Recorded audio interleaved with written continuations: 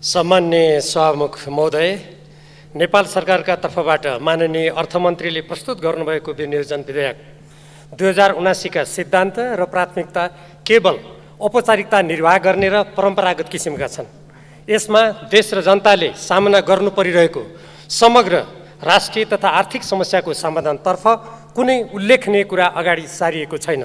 प्रस्तुत सिद्धान्त र प्राथमिकताबारे बहस र छलफल गरेर गठबन्धन सरकारले कुनै सार्थक परिवर्तन गर्ला र सुझाव सुन्ला भनी विश्वास गर्ने आधार छैन।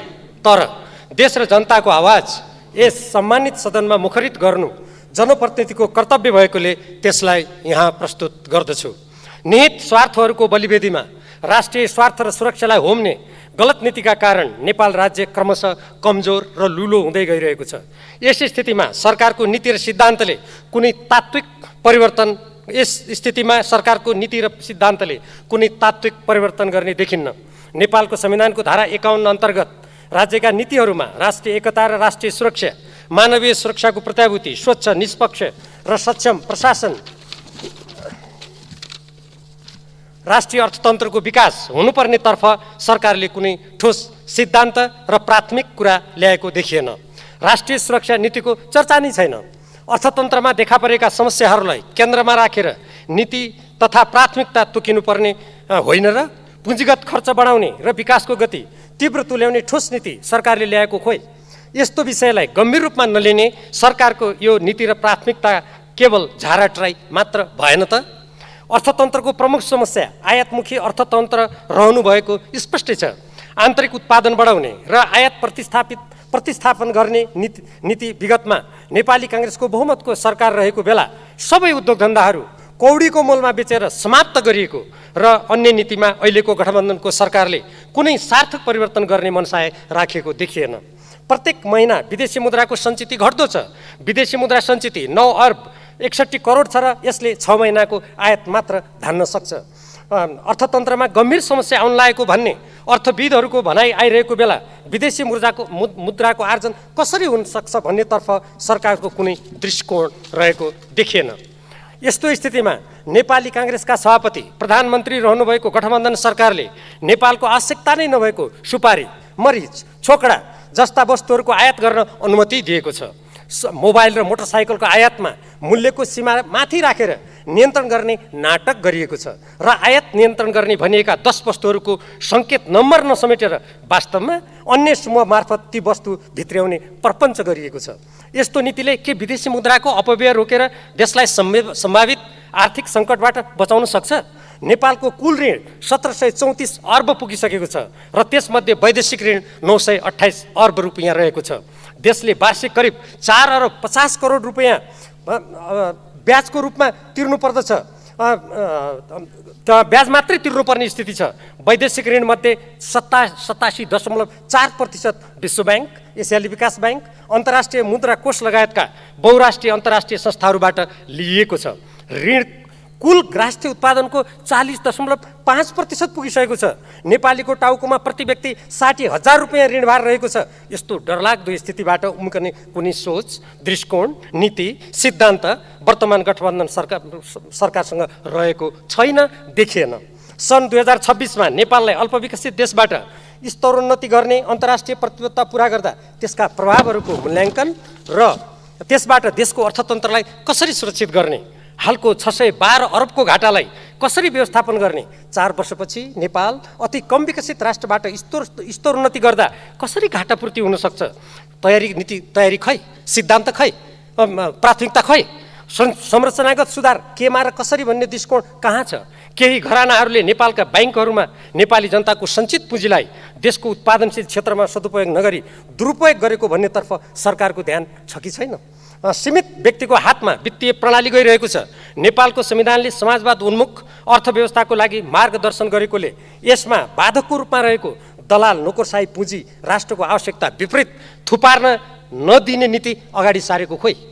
अर्थतन्त्रमा विप्रेषणको करिब 23% अर्थात् 961 अर्ब रुपियाँ हिस्सा भएको वैदेशिक रोजगारीबारे सरकारको यो नीति र प्राथमिकतामा कुनै कुरा नआउनु उदेक लाग्दो कुरा हो। यसबाट सरकार कति गैर जिम्मेवार छ भन्ने स्पष्ट हुन्छ।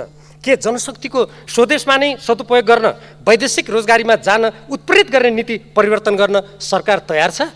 साँच्चै समाजवाद उन्मुख राष्ट्रिय अर्थतन्त्रको विकास गर्ने प्रतिबद्धता भएको भए उत्पादनका साधनको राष्ट्रिय विकासमा कसरी उपयोग गर्ने र विकासको प्रतिफल वा लाभ सामान्य जनता, विशेषतः विपन्न जनताको हातमा कसरी पुर्याउने भन्ने नीति उल्लेख हुन्थ्यो, सिद्धान्त तय हुन्थ्यो।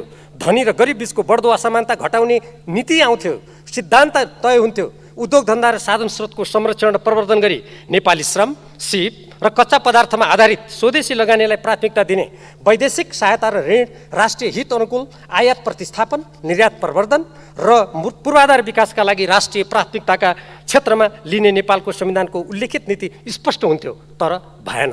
त्यस्तै कृषि उत्पादन र उत्पादकत्व बढाउन सरकार गम्भीर भएको भए केही कम्पनीको निहित लाभका लागि पुनः उत्पादन नहुने बिउको आयात गरी देशलाई उपनिवेशकरणको बाटोमा जान नदिने नीति सरकारले ल्याउने थियो होला। यो प्राथमिकतामा पर्ने थियो होला। नेपाली कृषि उपजको लागि बजार सुनिश्चित गर्ने र यस क्षेत्रलाई बाह्य अतिक्रमणबाट बचाउने नीति आउँथ्यो होला, तर यसबारे सरकार मौन छ।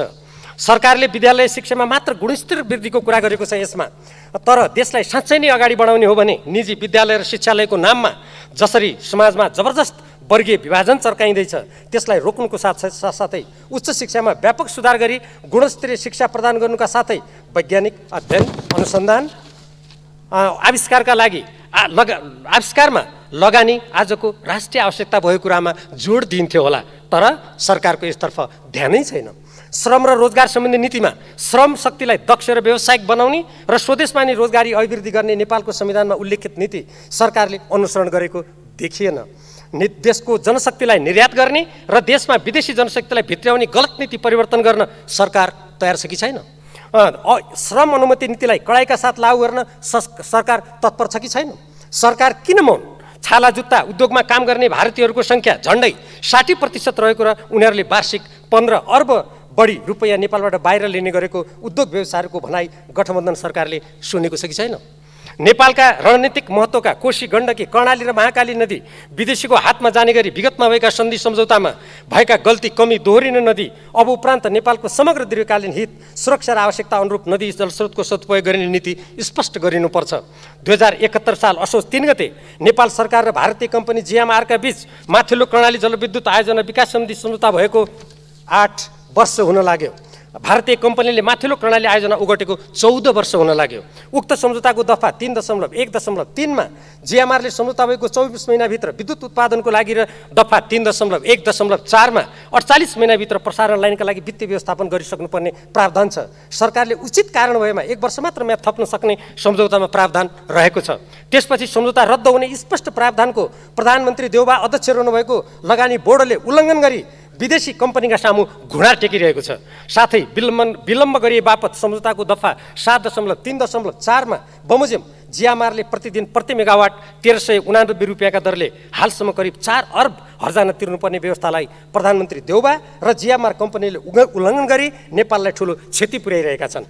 एकातर्फ यसो गरेको छ भने अर्कोतर्फ नेपालको सार्वभौम सत्तामा आधारित आत्मनिर्णयको अधिकारको धज्जी उडाउँदै हालै प्रधानमन्त्री देउबाले डौलधुरा जिल्लाको चुनावी सभामा भारत सरकारले चीनको लगानीमा उत्पादित जलविद्युत नकिन्ने र नेपालले बनाउन नसक्ने भएकोले पश्चिम सेती जलविद्युत आयोजना भारतलाई सुम्पिनुपर्ने कुतर्क सार्वजनिक रूपमा गर्नुभएको छ। त्यसो भए नेपालको ऊर्जा उत्पादन अब नेपालले स्वतन्त्र राष्ट्रका रूपमा गर्न नसक्ने भयो त?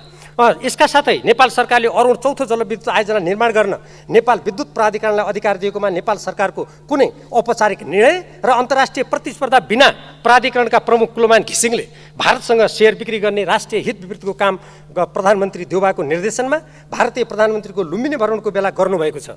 एकातर्फ देशले भारतीय विद्युत ऊर्जा प्रति युनिट 32 रुपियाँसम्म खर्च गरी किन्ने, वार्षिक 800 मेगावाटसम्म भारतबाट विद्युत ऊर्जा आयात गर्ने, अर्कोतर्फ देशमा विद्युत बढी भएको हल्ला फिजाएर देशका रणनीतिक महत्त्वका नदीनालाहरू विदेशीको हातमा सुम्पिने नीतिमा परिवर्तन गर्ने कुरा प्रस्तुत सरकारी सिद्धान्त र प्राथमिकतामा कहीँ पनि भेटिएन। यस्तो स्थितिमा सरकारले नेपालको जलस्रोत र जलविद्युतको राष्ट्रिय हित र स्वार्थमा सदुपयोग गर्न आगामी बजेटमा कुनै नीति, कार्यक्रम वा रकमको व्यवस्था गर्ला भन्ने कुनै आधार देखिँदैन र आशा गर्ने स्थिति पनि छैन। केवल कोशी, गण्डकी नदीकै नीति नेपालले भोग्नुपर्ने परिस्थिति देखिँदैछ। यस्तो नहोस्। सरकारले सुशासन कुन विधि र प्रक्रियाबाट कायम गर्ने हो? केन्द्रमा निहित स्वार्थका लागि दलहरूबीच मन्त्रालयको भागभण्डा गर्ने, प्रदेशमा मन्त्रालयको सङ्ख्या बढाउने, तिनको भागभण्डा मात्र होइन, मन्त्रीहरूले समेत आलो पालो मन्त्रालय चलाउने जस्तो विकृतिले के सुशासन कायम हुन सक्छ? सक्दैन। विश्वयुद्ध र अशान्तितर्फ धक्लिँदै गएको सङ्केत गर्ने रुस युक्रेन युद्ध तथा एसिया प्रशान्त क्षेत्रमा बढ्दै गएको सैनिकीकरण एवं यसको कारण सिर्जना हुन सक्ने खतरा र सङ्कटलाई ध्यानमा राखेर त्यसको असरबाट देशलाई जोगाउने कुनै चिन्तन र दृष्टिकोण बुद्ध जयन्तीका अवसरमा भारतीय प्रधानमन्त्रीको छेउमा बसिरहेको बेला निदाउने र छटपट गर्ने नेपाली काङ्ग्रेसका सभापति शेरबहादुरदेवको प्रधानता रहेको गठबन्धन सरकारसँग रहेको पाइएन। देशका लिम्पियाधुरा, लिपुले, कालापानी र सुस्ता लगायतका भूभागमा भारतीय अतिक्रमण भइरहेको बेला भारतीय प्रधानमन्त्रीसँग ठोस वार्ता गर्नुको साटो छेउमा बसेर उङ्ने प्रधानमन्त्री रहेको वर्तमान सरकारले अन्तर्राष्ट्रिय सम्बन्ध र साझेदारीको मात्र चर्चा गरेर वास्तविक समस्याबाट भाग्न खोजेको देखिन्छ।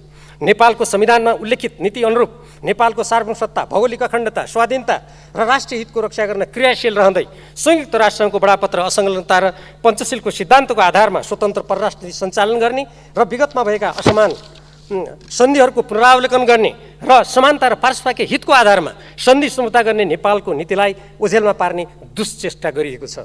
नेपालको स्वतन्त्रता, सार्वभौमसत्ता र भौगोलिक अखण्डतालाई अक्षुण्ण राख्नुपर्ने राज्यको दायित्व पुरा गर्ने कुरा सरकारको प्राथमिकतामा हुनुपर्छ कि पर्दैन?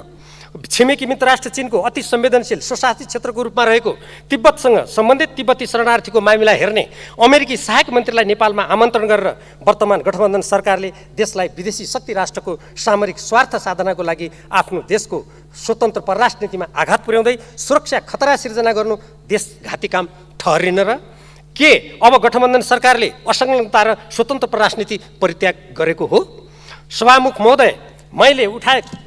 महोदय, संसदको यस अधिवेशनको आरम्भमा नै एमसिए नेपालको कार्यालय सञ्चालनको जिम्मेवारी रहेको अर्थ मन्त्रालयका मन्त्रीले आरम्भमा नै शिर ठाडो गरेर एमसिसीसँगको सम्झौताका नेपालको राष्ट्रिय हित, स्वाधीनता र संविधान विपरीतका प्रावधान व्याख्यात्मक टिप्पणी अनुरूप एमसिसीले पत्र लेखी संशोधन भएको जानकारी गराउनुहोला भन्ने अपेक्षा गरेको थिएँ। तर त्यसो हुनु त परै जाओस्, नेपाल सरकारले अमेरिकालाई पठाएको पत्र समेत संसदलाई जानकारी गराइएन।